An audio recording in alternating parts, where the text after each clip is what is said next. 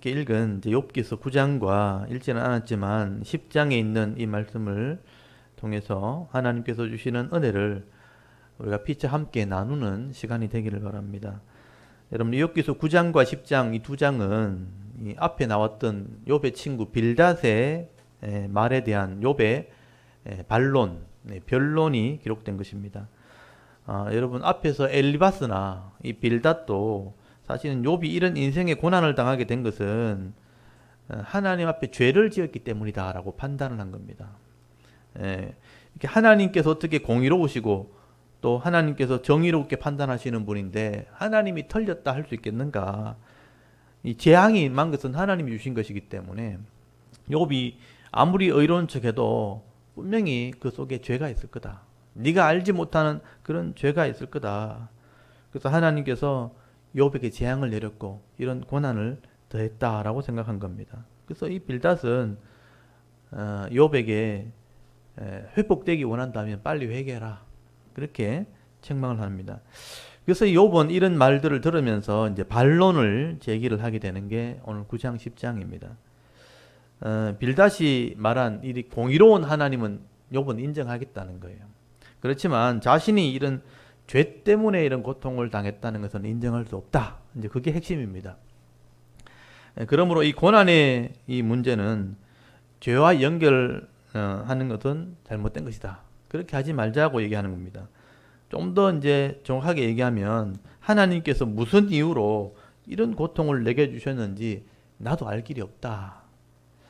근데 하나님께 이게 다 달려 있다는 식으로 이제 이야기를 하게 되는 겁니다. 앞으로 이제 계속 보시겠지만 욥이 참 만만치가 않아요. 이제 1라운드 엘리바스, 빌닷 다음에 11장 가면 소발이 나거든요. 이게 1라운드예요. 3번, 3라운드까지 갑니다. 이제 이 말을 듣고 욥이 가만히 있지 않아요. 욥의 말을 들어보면 조금 더 말에는 지지 않습니다. 그냥 오죽했으면 여러분 나중에 11장 가보시면요. 11장 1절, 2절 보시면 참 말 많다 이렇게 시작해요. 말이 많으니 어찌 대답이 없으냐 없으랴. 말이 많은 사람이 어찌 의롭다 함을 얻겠느냐. 이렇게 말을 너무 잘한다는 거예요. 참 만만치 않은 사람입니다. 그래서 여러분 9장 오늘 1절에서 11절까지 욥이 믿고 있는 하나님이 어떤 분인가? 나도 알 만큼 안다는 거죠. 하나님의 의로움에 대해서 자랑하면서 이야기를 하게 됩니다. 여러분 오늘 9장 1절 한번 보십시오. 거기 보면 빌닷이 욥기서 거기 8장 3절에 보면 하나님이 어찌 정의를 굽게 하겠으며 전능하신 이가 어찌 공의를 굽게 하겠는가? 하나님이 공의롭고 정의롭다 이런 말을 했기 때문에 욥이 이 말을 받아가지고 그건 나도 그렇게 생각한다. 근데 내가 아는 만큼 내가 알고 있는 지식 안에서 하나님을 이만큼 알고 있다는 얘기를 이제 시작하게 되는 겁니다. 먼저 1절을 한번 보십시오. 2절, 거기 2절부터 보십시오. 1절은 욥이 대답이 시작됐다는 거고요. 2절에 보시면 진실로 내가 이 일이 그런 줄 알거니와. 이 일이라는 것은 앞에 연결되어 있잖아요. 인생이 어찌 하나님 앞에 의로울 수 있겠는가? 사람이 하나님께 변론하기를 좋아할지라도 1000마디에 한마디도 대답하지 못하리라. 여기 진실로 내가 이 일이 그런 줄 안다. 하나님이 의롭다고 말했기 때문에 그건 내가 그렇다고 생각한다. 인정한다는 뜻이에요. 근데 아무리 사람이 말을 잘하고 이렇게 하나님 앞에 이렇게 변론을 좋아한다 할지라도 하나님이 1000마디 물으시면 아마 한마디도 대답하지 못할 거다. 그만큼 하나님이 의롭다는 것을 얘기하는 겁니다. 아무리 말을 잘해도 하나님의 이 1000마디의 질문에는 우리는 한마디도 제대로 말 못할 걸. 그리고 욥은 자기가 알고 있는 이런 하나님의 능력에 대해서 이제 설명을 하기 시작하는 것입니다. 나도 하나님을 알 만큼 아는데 4절에 보면요. 그는 할 때 그가 이제 계속 3인칭 단수가 나오잖아요. 이게 하나님이에요. 그 하나님은 이렇게 말하면 그는 마음이 지혜로우시며 힘이 강하시나니 그를 거슬러 스스로 완악하게 행하고도 형통할 자가 누구냐. 그가 진노하심으로 산을 무너뜨리시며 옮기실지라도 산이 깨닫지 못하며 그가 땅을 그 자리에서 움직이시니 그 기둥이 흔들리리로다. 아마 그 고대 시대에도 이런 화산 폭발이나 지진 같은 게 있었던 것 같아요. 그래서 산을 옮기고 이렇게 땅을 흔든다는 건 지진을 말하는 거죠. 근데 사람이 그렇게 할 수 없잖아요. 이 땅에 있던 건물들, 이런 큰 산들을 움직일 수 있는 분은 신이거든요. 그 당시에 하나님이 그렇게 하신다고 믿은 거죠. 능력 있는 분이라. 이렇게 하나님께서 능력으로 이 땅을 다스릴 때 이런 악한 자들을 하나님이 심판하신다면 그 심판을 아무도 피할 수 없다는 겁니다. 여러분 7절 한번 보십시오. 그가 해를 명하여 뜨지 못하게 하며 별들을 가두시도다. 그가 홀로 하늘을 펴시며 바다의 물결을 밟으시며 북두성, 삼성, 묘성과 남방의 밀실을 만드셨으며 측량할 수 없는 큰 일, 이게 자연의 일들을 말하는 거예요. 셀 수 없는 기이한 일들을 행하시느니라. 그가 내 앞에서 지나시나 내가 보지 못하며 그가 내 앞에서 움직이시나 내가 깨닫지 못하느니라. 하나님의 능력을 얘기하는 겁니다. 하나님이 우리 인생을 다스릴 뿐 아니라 이런 우주를 다스린다는 거예요. 해를 뜨게 하시고 별들을 움직이시고 온 우주를 창조하시고 지금 다스리시는 분이 하나님이다. 그 당시에 이런 생각했다는 것도 대단하죠. 이게 묘성, 북두성, 삼성 이런 것 별들을 다 얘기하는 겁니다. 그리고 사람이 측량할 수 없는 이런 셀 수 없는 큰 일들을 행하시는 거죠. 여러분 자연의 대자연을 움직이는 것은 엄청난 과학이 그 안에 있고 엄청난 지식이 있는 겁니다. 그런 일들을 행하시는 분이라, 기이한 일들을 행하시는 분이라. 그러므로 이 하나님이 너무나 크고 광대하신 분인 거예요. 근데 그런 하나님이 내 눈앞에 있다 할지라도 하나님이 너무 크니까 내가 안 보이는 거예요. 내가 볼 수가 없는 거예요. 여러분 하나님은 너무 크시기 때문에 하나님의 그 넓이를 우리가 다 볼 수 없습니다. 내 앞에 계시는데 일하시는데 그게 하나님인 것을 내가 알지 못한다는 거죠. 너무나 크신 분이다. 이건 욥이 깨달은 하나님에 대한 지식을 고백하는 겁니다.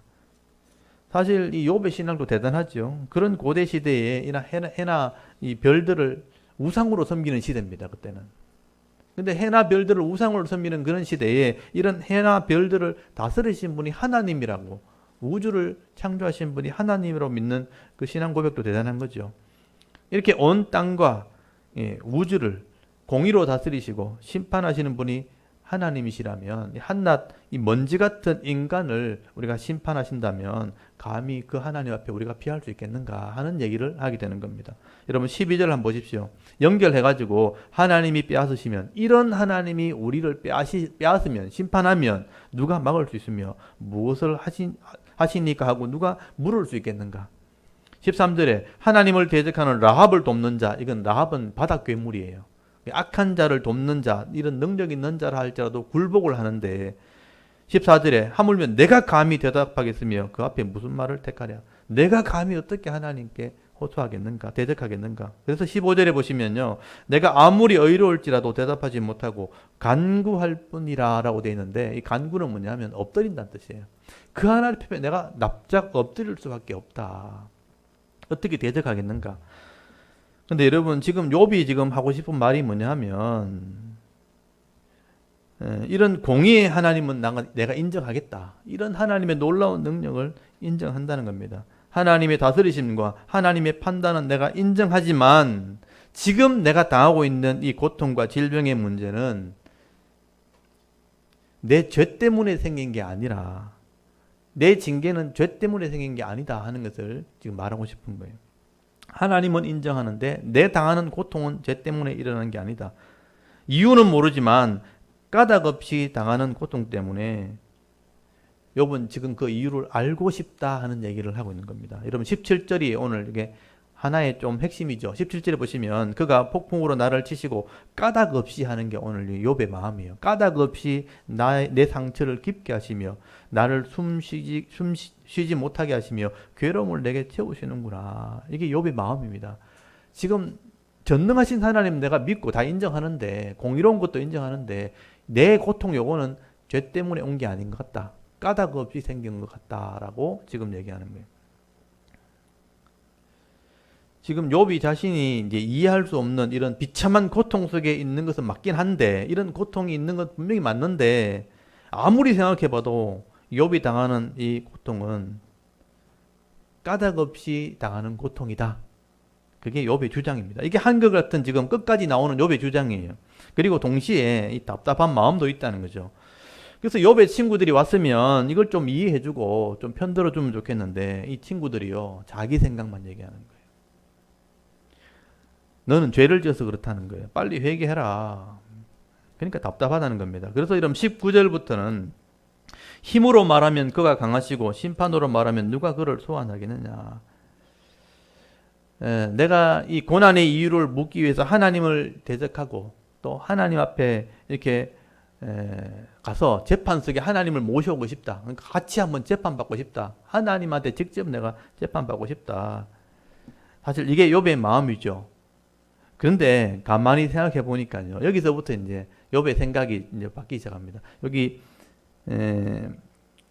20절부터가 이제 욥의 생각에 깨달음이 주어지는 거예요. 20절부터는 표시를 좀 해주십시오. 이게 단락은 나눠져 있지 않지만 가령 만일부터 이제 욥의 깨달음이거든요.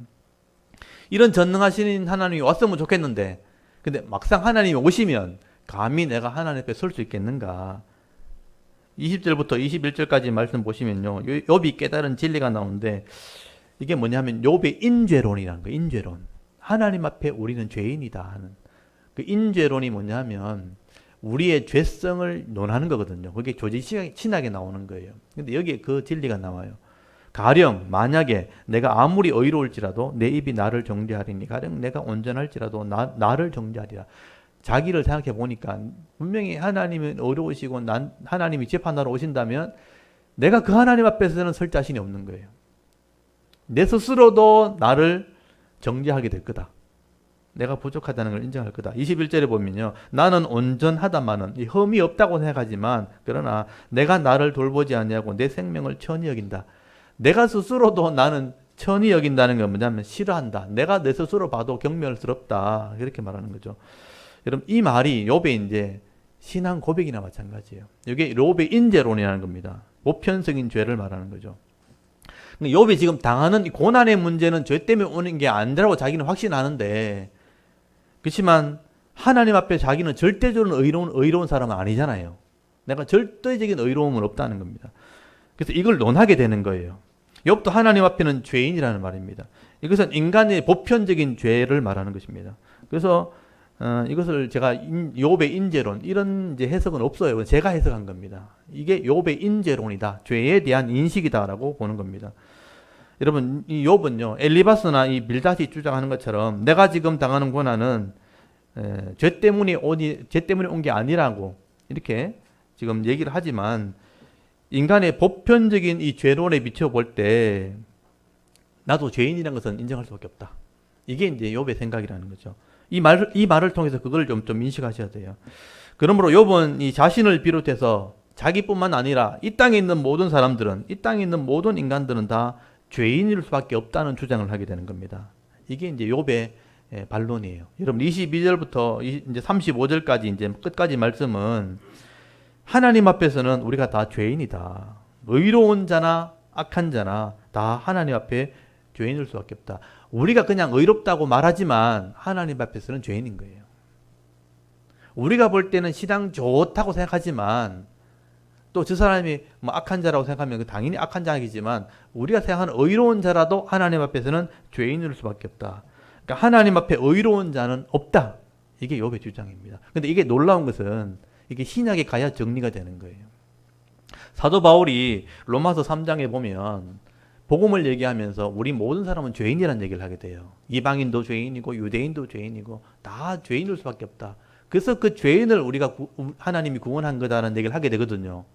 로마서 3장에 가야 이게 교리로 정리가 됩니다. 그리고 나중에 중세시대 개혁자였던 칼빈이 이 현대 기독교를 정리하면서 칼빈의 5대 교리라는 게 나와요. 그 첫 번째 교리가 인간의 전적 부패, 전적 타락이에요. 인간은 아무도 의로운 자가 없다. 그때 조지시학이 나온단 말이에요. 학문적으로. 근데 욥은 이미 그것을 얘기하고 있는 것이죠. 그래서 오늘날 이 욥이 말하는 모든 사람은 죄인이라는 이 개념이 오늘날 기독교의 인재론이 된 거예요. 핵심이 된 것입니다. 그러므로 22절에서 24절까지 의인이든 악인이든 하나님 앞에서는 다 심판을 받을 자라는 겁니다. 이 말은 이제 앞에서 말했던 엘리바스나 이런 빌닷의 주장에 반박을 하는 거예요. 여러분 엘리바스나 빌닷은요 의인은 복을 받고 악인은 심판받는다라고 그렇게 주장을 했다면 욥의 생각은 아니다. 하나님 앞에서는 의로운 자나 악한 자나 다 하나님 앞에 죄인일 수밖에 없다. 그래서 여러분 22절을 잘 보십시오. 일이 다 같은 것이라. 앞에서 말한 내용이 똑같은 거죠. 일이 다 같은 것이라. 그러므로 나는 말하기를, 여기 나는 말하기를이 뭐냐면 욥의 생각이에요. 내가 생각하기를 하나님이 온전한 자나 악한 자나 멸망시키신다. 이게 그 말이거든요. 온전한 자나 악한 자나 멸망시킨다는 말은 하나님이 다 심판하신다. 하나님 갑자기 재난이 닥쳐 죽을지라도 무지한 자, 이 의인의 절망, 여기 시련이 의인의 시련, 재앙도 그가 비웃으신다. 우리가 볼 때는 의인이지만 그의 시련도 하나님 비웃으신다. 세상이 악인의 손에 넘어갔고 재판관의 얼굴도 가려졌나니 그렇게 되게 한 이가 그가 아니시면 누구랴. 이런 악한 자를 통해서 하나님이 의로운 자도 심판하신다. 그렇게 말씀하는 것이죠. 근데 이걸 하나님이 다스리고 있다는 겁니다. 지금 우리가 정치하는 거 보면 분명히 이 악한 사람인데 의로운 사람들 막 모함하고 막 이렇게 이런 일이 벌어지죠. 근데 알고 보면 그것도 하나님이 하시는 거예요. 욥은 그 얘기를 하게 되는 것이죠. 의인이 갑자기 죽임을 당하고 무지한 자가 재앙을 당해도 하나님께서 하신 거예요. 재판관의 눈을 가려서 그런 사람들 악하게 만들어서 그렇게 의로운 자를 심판하게 하시는 분도 하나님이시라. 그걸 우리가 이해할 수 없다는 것이죠. 우리가 인생을 이렇게 살다 보면 이해되지 않는 그런 심판을 당할 때가 있다는 겁니다. 그런데 그렇게 의인들도 심판하시는 분이 하나님이시라. 근데 알고 보면 나중에 하나님 진짜 의인은 구원하시는 것이죠. 그래서 의인이나 악인이나 다 하나님 앞에서 심판받는다는 것을 우리가 이제 인정을 해야 된다는 거죠. 그래서 25절을 말씀을 보시면 이런 역사라는 시간 속에서 하나님이 그렇게 하시는 것이다. 이게 제가 볼 때 놀라운 욥의 깨달음입니다. 하나님이 이 시간을 다스리시는데 내 시간보다 하나님의 시간이 훨씬 빨라요. 훨씬 커요.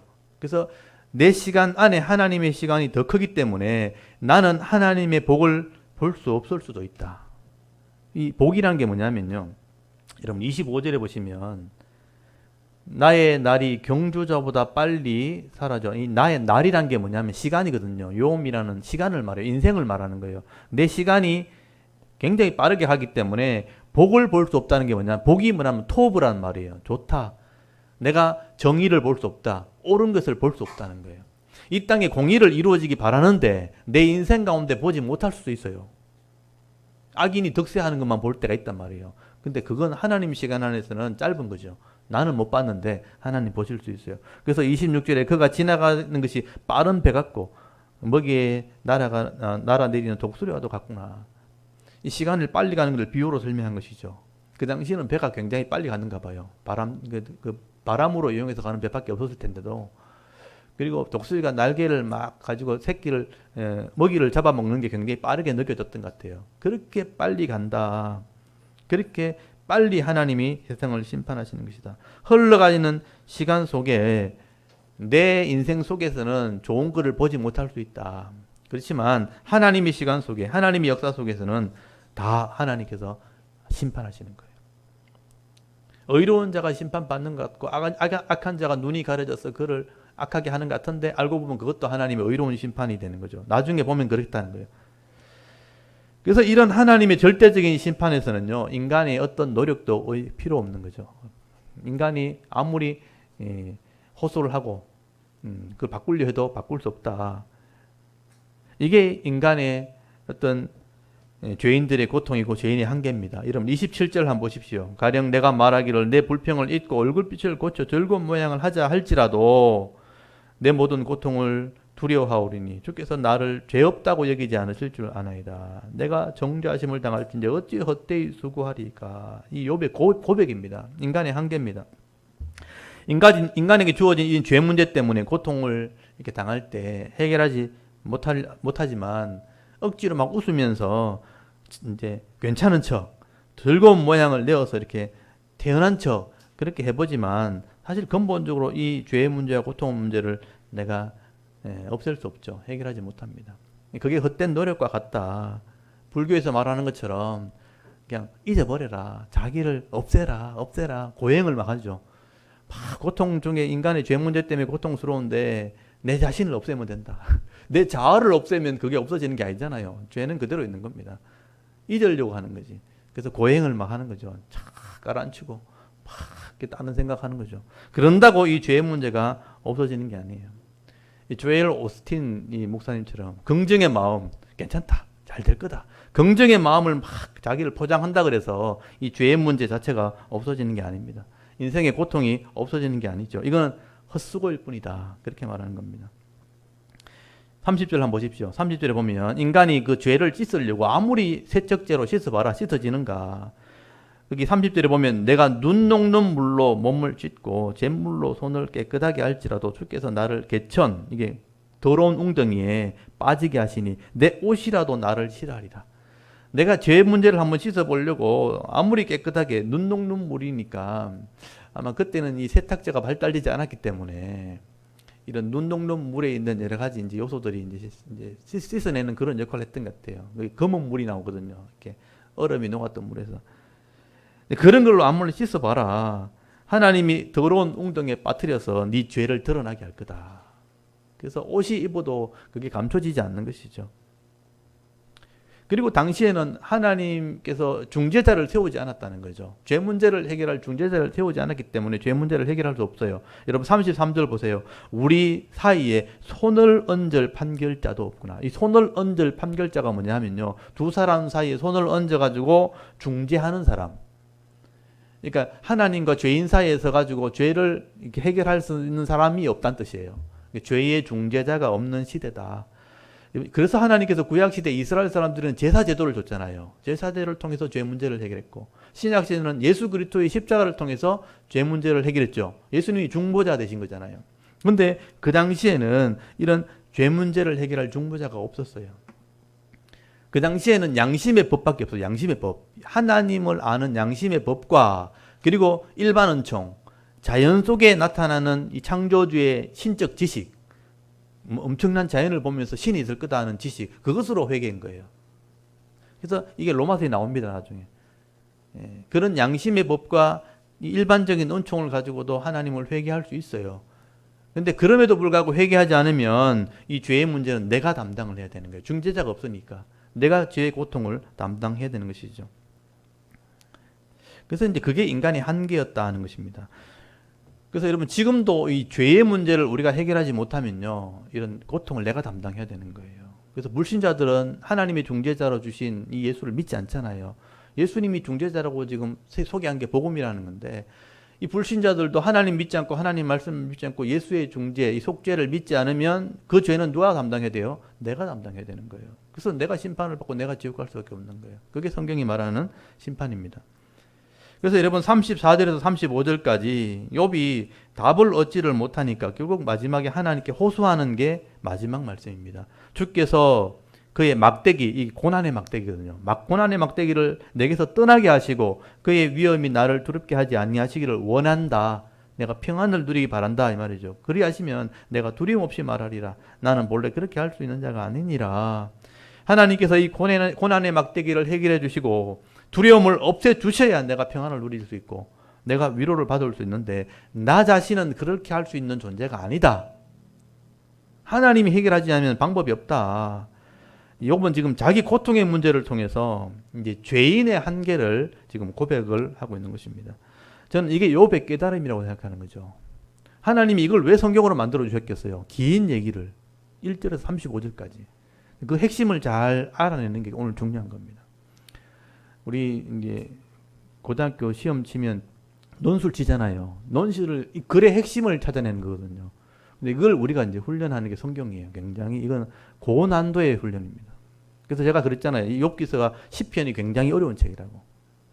그 당시에 이게 시간적인 갭이 있잖아요. 아브라함 때 되니까 BC 2500년, 지금으로 따지면 4500년 전의 글이란 말이에요. 이거를 갭이 있기 때문에 이해하려면 그 문화적인 갭과 사용하는 비유에 대한 갭을 이해하고 읽어야 된단 말이에요. 그리고 그 사람이 어떤 신앙으로 보는지를 읽고 나면 오랜 시간 뒤에 4000년이 지난 지금도 이 욥의 깨달음을 우리가 이해할 수 있게 되어지는 것입니다. 욥은 지금 인간의 한계를 고백하고 있는 겁니다.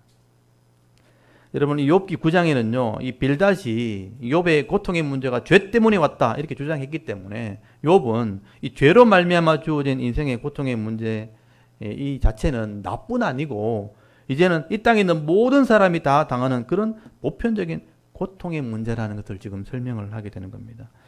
여러분, 오늘 우리가 이 욥기서 9장을 통해서 배울 수 있는 것은 욥이 자신이 당하고 있는 이 고통의 이 문제 때문에 인간의 근본적인 죄의 문제를 고민하게 됐다. 깨닫게 되었다는 것이 중요한 겁니다. 우리 인간은 우리 스스로 이 죄 문제와 이런 인생의 고통의 문제를 해결할 수 없는 죄인이라는 것과 또 중재자, 이 예수 그리스도가 없으면 우리 인생의 죄 문제는 해결할 수 없다는 것을 깨닫게 되는 것입니다. 사실 이런 내용이 신약에 와서 정리된 건데 그 당시 고대 시대에 이런 아브라함의 시대에 성경도 없는 시대에 구약이 주어지기 전이잖아요. 모세 때 와서 성경이 생겼으니까. 이런 믿음을 가졌다는 것은 정말 대단한 믿음이라고 저는 봅니다. 오늘 저와 여러분도 이 오늘 말씀을 통해서 이 욥의 믿음을 한번 좀 생각해 보시고 본받을 수 있길 바랍니다. 오늘도 여러분이 우리가 인생을 살아가지만 이 인생을 살아가다 보면 욥만큼은 아니지만 사탄의 유혹이 있어요. 영적인 존재의 유혹이 있고 또 악한 자들 때문에 믿지 않는 본성이 악한 사람이 있어요. 그런 악한 자들 때문에 내가 고난을 당하기도 하고 또 내 자신이 연약해서 내가 미련하고 부족해서 여러 가지 이해할 수 없는 그런 함정에 빠지기도 하고 그런 고통을 당할 때가 있다는 것입니다. 그렇지만 우리가 이런 인생의 문제 속에 살아가지만 하나님께서 내 주인이 되신 분, 하나님이 창조주가 되시고 내 주인이 되신 분이라는 것과 또 예수 그리스도가 우리의 중보자가 되신다는 그런 믿음이 있다면 그 하나님이 주신 지혜로 이 문제를 해결해 나갈 수 있는 거죠. 내가 완벽하진 않지만 넘어갈 수 있는 은혜는 있게 되는 것입니다. 그래서 우리가 이 죄악의 땅에 살 때 이 믿음을 좀 가질 수 있길 바랍니다. 하나님이 우리를 창조하신 창조주시다. 예수님이 우리의 중보자가 되신다는 이런 믿음을 가지고 이 하나님이 주시는 이런 위로와 기쁨을 통해서 이 고통 중에 평안을 누리시고요. 또 행복을 누리면서 살아갈 수 있는 믿음 있는 성도들이 다 되실 수 있기를 바랍니다.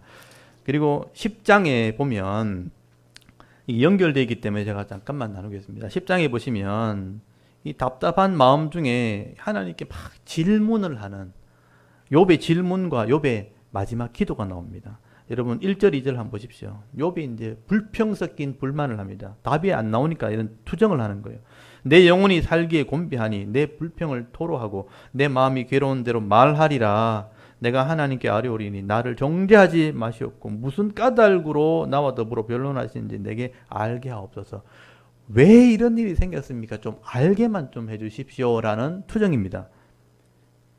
욥이 지금 모든 사람이 다 죄인이기 때문에 하나님 앞에 설 수 없다는 것은 알지만 지금 욥이 당하는 이 고통은 까닭 없는 고통이라는 거예요.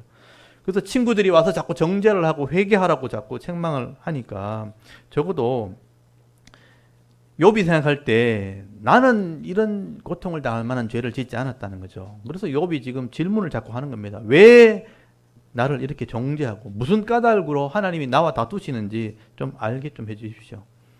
그러므로 욥은 자기 앞에 있는 이 고난의 문제 때문에 자기가 알고 있는 범위 속에서는 자기 지식을 가지고서는 왜 이러는지를 한번 투정을 부려보는 거예요. 그러니까 이건 욥의 투정이라고 보시면 돼요. 하소연, 투정. 그럼 3절 보십시오.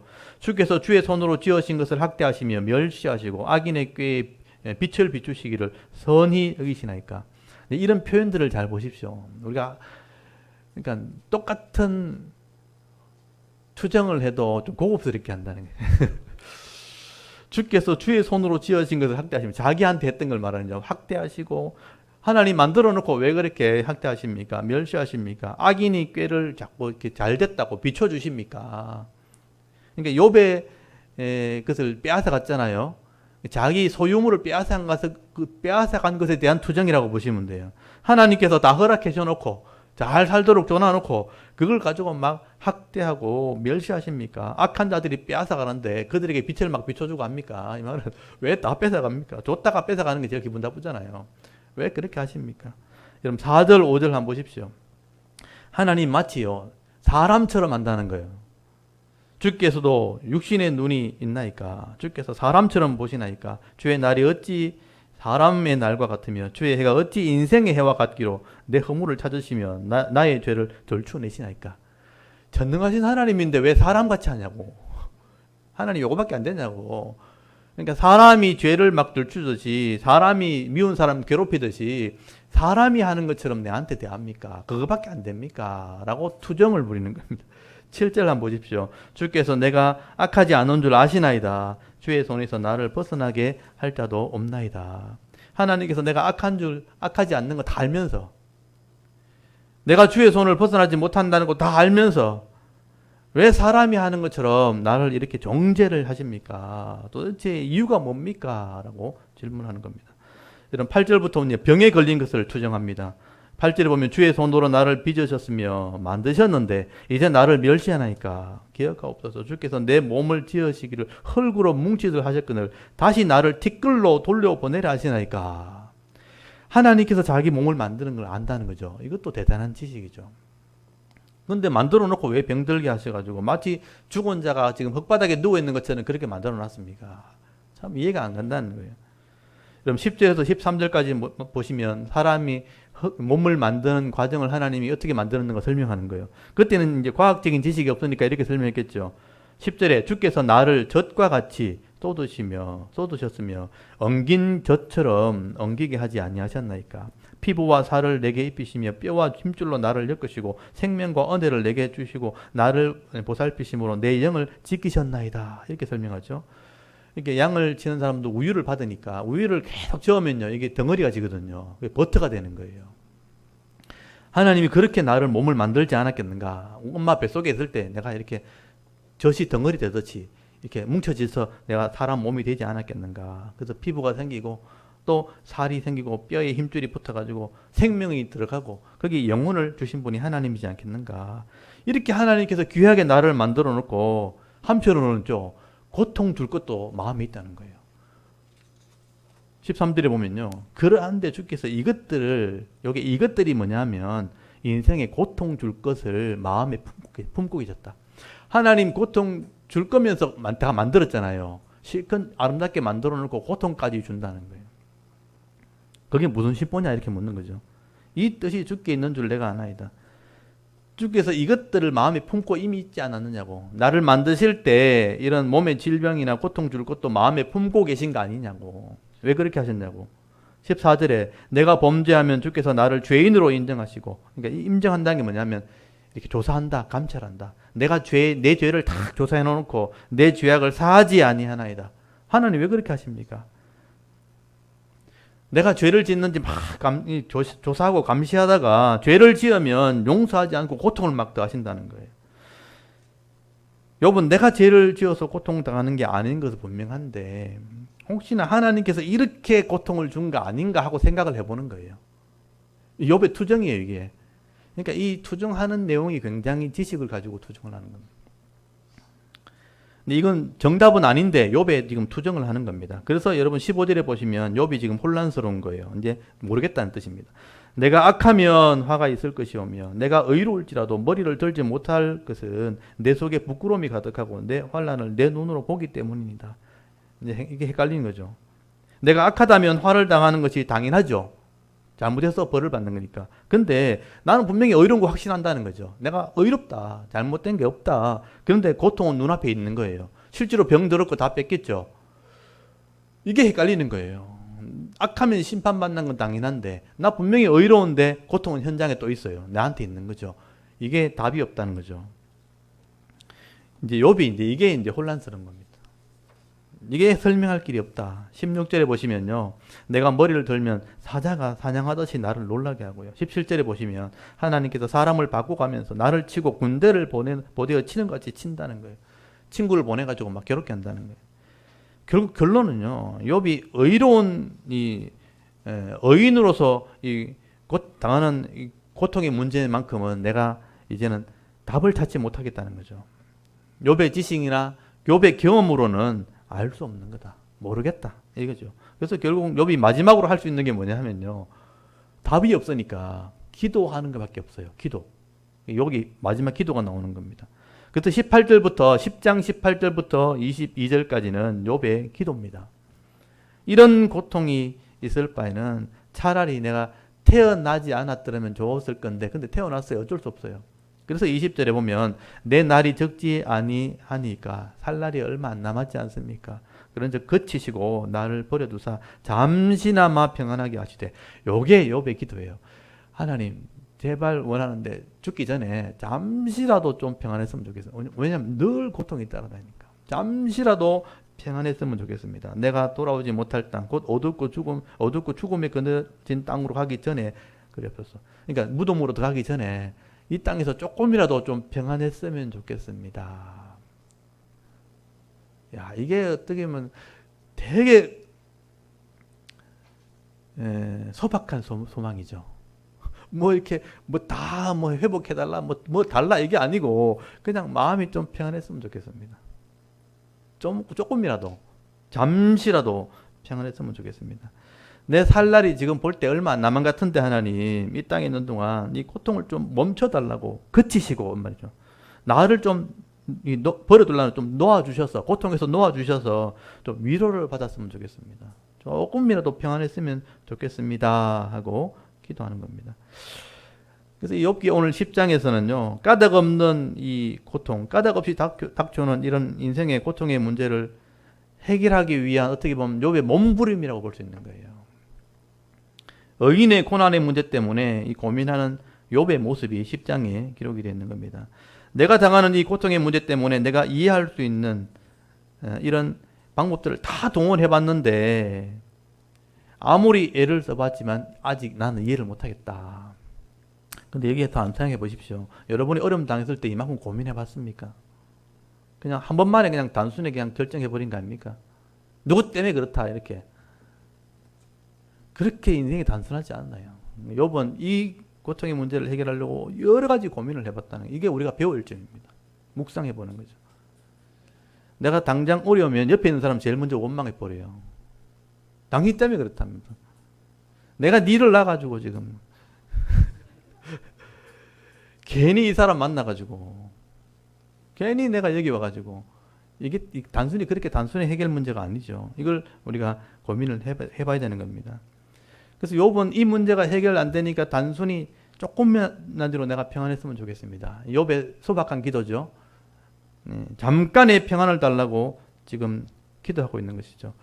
어떻게 보면 이게 저는 욥의 신앙이라고 생각합니다. 여러분 지금 욥은 엄청난 우리가 상상하지 못하는 그런 엄청난 인생의 고난 속에서 악한 쪽으로 가지 않는 거죠. 악인의 꾀를 따라가지 않고 있습니다. 죄인의 길에도 서지 않고요. 인생 중에 임한 이 고통의 문제의 답을 찾기 위해서 지금 하나님 안에서 고민하고 있고 하나님 앞에서 기도하고 있는 겁니다. 이게 오늘 배울 점이죠. 그림이 나왔죠. 욥의 모습. 사람들이 욥이 얼마나 고통당했는가를 그림으로 표현을 해야 되는데 이건 기도하는 모습이고 앞쪽에 보시면 허탈해하는 욥의 모습이 하나 있을 거예요. 아마. 제일 앞 페이지 나오는 건데 한번 보시겠어요? 제일 앞 페이지에 이게 대답하는 장면이고 이 모습 제가 욥의 사진 중에서 이 모습이 제일 마음이 와닿더라고요. 답을 찾지 못해가지고 하늘을 쳐다보면서 막 이렇게 허탈해하는 모습 있잖아요. 내가 왜 이런 표현 있잖아요. 그런 생각인 거죠. 근데 악한 쪽으로 가지 않아요. 하나님 안에서 고민하고 있고 하나님 앞에서 지금 기도하는 모습이 오늘 10장에 기록된 모습이죠. 여러분 세상 사람들 같았으면 하나님에 대한 믿음이 없고 하나님에 대한 지식이 없는 사람 같으면 당장에 하나님을 원망했겠죠. 대적을 했을 겁니다. 악한 말로 대적을 했을 겁니다. 사실 우리도 인생 중에 고난을 당하면 어떤 이렇게 사고를 당하거나 고통을 당하게 되면 욥처럼 하기 쉽지 않아요. 뭐 이렇게 몸 다친 거야 이런 거면 나오면 되지만 막 인생의 그 풀 수 없는 그 부모와의 관계, 사람들의 관계 속에서 막 꼬여버려 가지고 막 답이 안 나오는 문제가 있잖아요. 그런 거 만났을 때 우리가 성경을 펴놓고 성경 읽고 기도하기 쉽지 않단 말이에요. 마음이 너무너무 막 죽고 싶은 고통이 막 있는데 거기서 기도하고 뭐 이렇게 안 된단 말이에요. 고통이 찾아왔을 때, 고난이 찾아왔을 때 이게 쉽게 기도한다는 건 쉽지 않은 겁니다. 갑자기 재앙이 닥쳐가지고 사업을 하는 사람 사업이 막 부도가 나고 막 직장 다니는 사람 직장 막 잃어버리고 뭐 자녀들 사고 쳐가지고 막 이리 뛰다니고 저리 뛰다니고 중한 병에 걸려가지고 어떻게 해결할 방법이 없어가지고 막 절망하고 있을 때 병원에 이렇게 비참하게 누워 있다면 여러분 성경펴가 성경 읽고 또 기도하고 교회 가가지고 기도하고 이게 잘 안 된단 말이에요. 쉽지 않습니다. 그러나 욥은 이런 말할 수 없는 이런 고통 중에 친구들이 찾아와서 막 정죄를 하고 있고 빨리 회개하라고 내가 비참하니까 더 이상 할 말도 없는데 그런 상태에서 하나님께 마음을 향해서 기도하는 것은 이게 욥의 신앙입니다. 신앙의 고백이라는 것이죠. 욥이니까 저는 가능하다고 생각합니다. 여러분 예레미야서에 보면요. 하나님께서 예레미야를 통해서 이스라엘 백성들에게 주신 말씀이 있어요. 예레미야 33장 3절에 보면요. 너는 내게 부르짖으라. 내가 네게 응답하겠고 네가 알지 못하는 크고 비밀한 일을 네게 알게 하리라.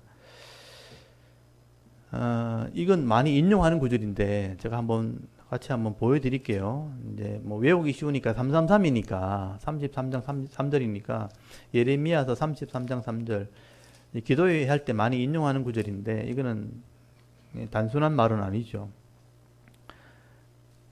1106페이지에 보면 예레미야서 33장 3절을 한번 펴보십시오.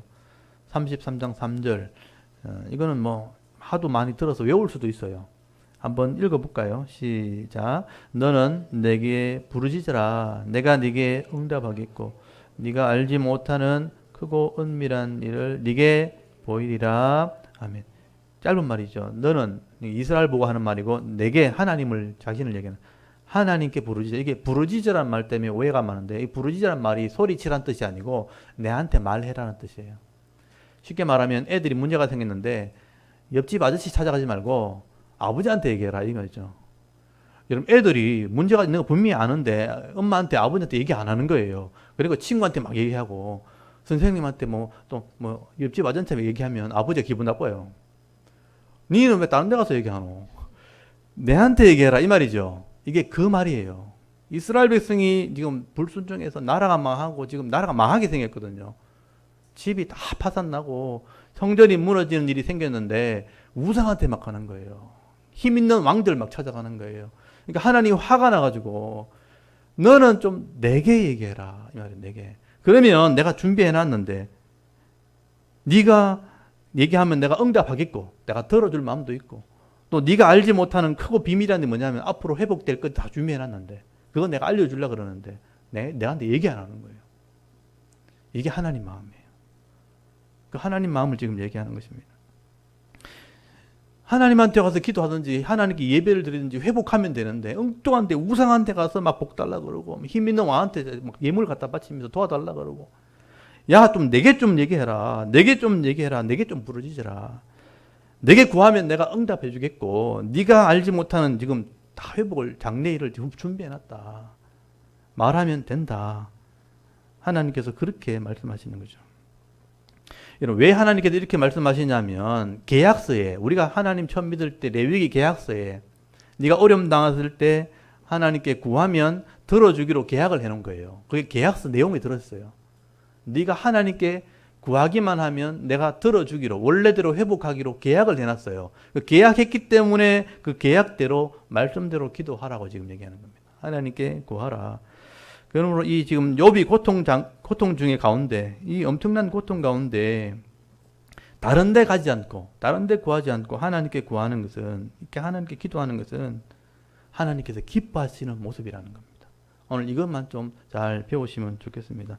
오늘도 우리가 이 욥의 신앙을 따라서 어려움 중에도 하나님을 기억하는 삶, 또 하나님께 기도하는 삶을 살기로 다짐하게 될 때 하나님께서 해결해 주시는 또 하나님께서 회복시켜 주시는 그런 은혜로 말미암아 하나님께서 예비하신 형통한 자의 삶을 살아가는 저와 여러분의 이런 영적인 삶의 모습이 되실 수 있기를 주의 이름으로 축원합니다. 아멘. 잠깐 기도드리겠습니다. 하나님 참 감사합니다. 오늘도 하나님 앞에 나와 예배 드리게